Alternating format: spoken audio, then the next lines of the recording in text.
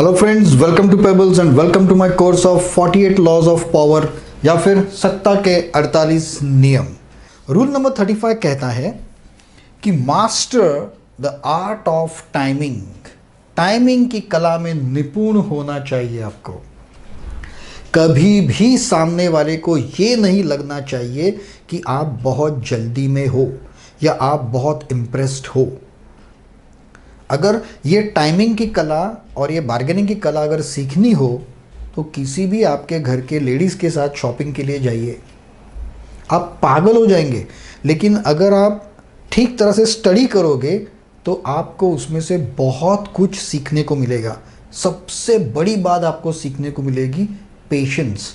ऐसा कहते हैं कि फीमेल्स के पास पेशेंस नहीं होता, लेकिन शॉपिंग करने के टाइम उनके पास ऐसा ज़बरदस्त पेशेंस आ जाता है कि वो सामने वाले को फ्रस्ट्रेट करती है और पूरी बार्गेनिंग पावर अपने हाथ में ले लेती है, पूरी बार्गेनिंग पावर। तो अगर आपने दिखाया कि आप जल्दी में हो, आपको जल्दी है ये पर्टिकुलर ये क्लोज करने की, एक प्रोजेक्ट क्लोज करने की या कोई कॉन्ट्रैक्ट को फ्रीज करने की बहुत जल्दी है, तो आप उस सिचुएशन का जो कंट्रोल है वो पूरी तरह से खो दोगे। So the patience is the key. Never look as though you are in hurry. भले आप हरी में हो, आप जल्दी में हो, लेकिन मैं तो कहता हूं कि लाइफ में किसी भी सिचुएशन में ये कभी मत दिखाना कि आप बहुत जल्दी में हो। Let us see the next point. Learn to stand back and be patient. Strike only when the time is right. Learn to stand back and be patient. मुझे ये चाहिए ही नहीं, I am not at all interested, या फिर I am interested but I am calm. हो जाने दो, बाकी सबका हो जाने दो। ये जो एक टेंडेंसी होती है ना, नहीं बोलने दो। अगर 5 लोग एक प्रोजेक्ट प्रेजेंटेशन के लिए जा रहे हैं और अगर आप बोल रहे नहीं बोलने दो, सबको बोलने दो। ये एक चीज़ सामने वाले के या एग्जामिनर के मन में ये डिपिक्ट कर लेता है कि ये आदमी इतना कॉन्फिडेंट और पेशेंट है कि इसको पता है कि बाकी सारे लोगों से इसका प्रोडक्ट प्रेजेंटेशन या सॉल्यूशन जो है वो वायबल है। ये एक जो इन्फ्लुएंस जो होता है वो अपने आप सामने वाले के माइंड में आ जाता है। दूसरी चीज़ ये होती है कि जैसे मैंने कहा कि 90% लोगों को जल्दी होती है, तो अगर आप डिस्कशन के टाइम अगर आप चुप बैठे, पेशेंस अगर आपने दिखाए, तो सामने वाला वो पेशेंस रख नहीं पाता। बहुत बार ये बहुत कट टू कट होता है कि आप कुछ कहने ही वाले हो तब तक सामने वाले ने कह दिया। ओके, मतलब और इसमें ऐसा होता है कि आपको जो कम मिलने वाला था उससे भी ज़्यादा मिल रहा है। फॉर एग्जाम्पल, मैंने आपको एक बार थॉमस अल्वा एडिसन का एग्जाम्पल दिया था। एडिसन के नाम पर 2000 से भी ज़्यादा पेटेंट्स हैं, उससे भी ज़्यादा पेटेंट्स हैं। वर्ल्ड के सबसे ज़्यादा पेटेंट्स उनके नाम पे थे। तो जब उन्होंने, उनका प्रोडक्ट कौन सा था मुझे पता नहीं अभी, लेकिन एक बहुत बड़ी मल्टीनेशनल कंपनी उनसे पेटेंट लेने, परचेस करने के लिए आई थी। अभी एडिसन उस ज़माने के जो साइंटिस्ट थे वो बहुत लो प्रोफाइल थे, मतलब वर्ल्ड से बहुत उनका रिश्ता कम था। उनको व्यवहार के बारे में, मतलब पैसे के बारे में उनको इतनी जानकारी नहीं होती थी। अपनी जो उनका जो संशोधन है उसकी वैल्यू उनको खुद को पता नहीं होती थी। तो उस आदमी ने उनको शायद फॉर एग्जांपल 5000 ऑफ़र किए, $5000 ऑफ़र किए।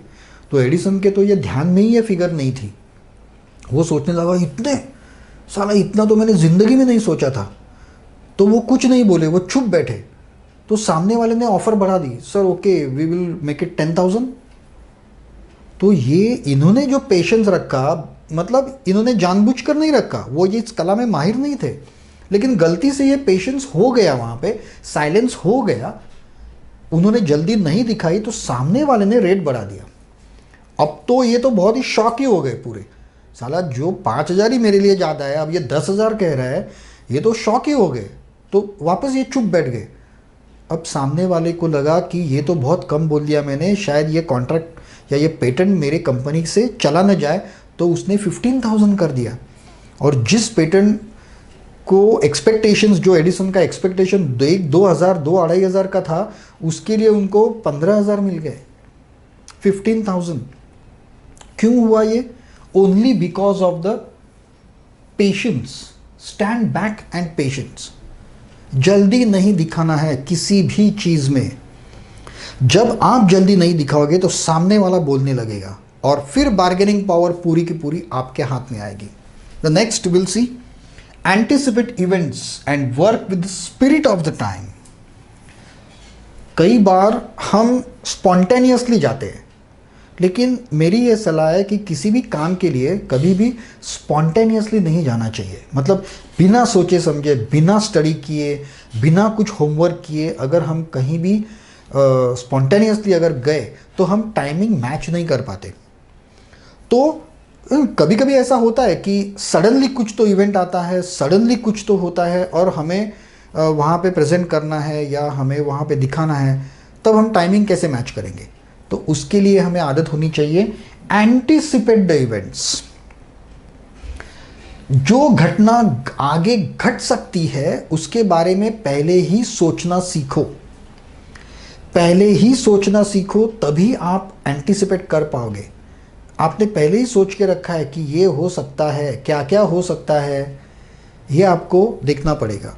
तो हर प्रोजेक्ट में, हर इसमें आपको आपके नोट्स आपके पास रेडी चाहिए कि ये 10 पॉइंट्स हो सकते हैं और उसके ऊपर मेरा बिहेवियर कैसा रहेगा। अगर आपने पहले ही सोच के रखा है तो आपको पेशेंस रखना, जल्दबाजी ना दिखाना बहुत ही आसान हो जाएगा।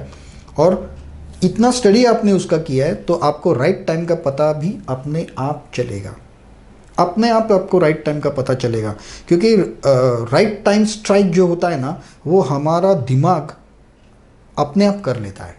हमको एक इंट्यूशन होता है, जैसे जिसको हम लोग कहते हैं ना कि अचानक बत्ती जल गई, ट्यूबलाइट जल गई, कि अचानक मुझे स्ट्राइक हुआ। वो जो होता है वो अपने माइंड का, दिमाग का इंट्यूशन होता है। वो अपने आप आपको बता देता है कि राइट टाइम क्या है, सही टाइम क्या है। या फिर मोस्ट ऑफ द टाइम वो ये भी बता देता है कि ये राइट टाइम नहीं है, ये भी आपको वो बता देता है। So you have to learn to anticipate the events. जो आगे घटने वाली घटना जो एंटीसिपेट कर सकता है, पहले से ही जज कर सकता है, वही विनर होता है। जैसे जो लोग शतरंज खेलते हो, चेस खेलते हो, उन्हें तो इस बारे में पता होगा। एक्सपर्ट चेस प्लेयर सामने वाले के 10-10 मूव एंटीसिपेट कर लेते हैं। 10 मूव का एंटीसिपेशन होता है। कई चेस मैच अगर आपने नहीं देखे होंगे तो यूट्यूब पे है, आप देख सकते हो। मैच चल रहा है, मतलब स्टेडीली मूवमेंट चल रही है और अचानक एक प्लेयर बोल देता है कि the mate in 10 moves, confirm mate in 10 moves. तो वो सोचता है कि मैं ये खेलूंगा तो वो खेलेगा, या फिर ये खेलेगा तो मैं ये खेलूंगा। ऐसे 10 आगे के मूव्स वो सोचता है, एंटीसिपेट करता है, और फिर पूरी पावर उसके हाथ में जाती है। और वो एक सडनली ब्लो होता है, एक शॉकिंग होता है सामने वाले के लिए कि साला इसे पहले से कैसे पता चल गया। लेकिन ये कुछ ज्योतिष विद्या वगैरह नहीं है। ये आप अगर सिचुएशंस आप पहले से एंटीसिपेट करना अगर सीख लोगे, आप number of consequences 1 2 3 4 note down, क्या क्या हो सकता है, इसकी आदत अगर आपको पड़ गई तो वही आपका एंटीसिपेशन हो जाता है। Let us see next. Recognising the prevailing winds does not necessarily means running with them। किसी भी सिचुएशन को पहले से जान लेना, एंटीसिपेट करना, मतलब हम कहते हैं ना कि हवा कहाँ से बह रही है, हवा का रुख कहाँ से है, इसको जानने में आप अगर एक्सपर्ट हो तो उसका मतलब ये नहीं है कि उस हवा के रुख में आप भी बह जाओ, उसके साथ आप भी दौड़ो। ये उसका मतलब नहीं होता।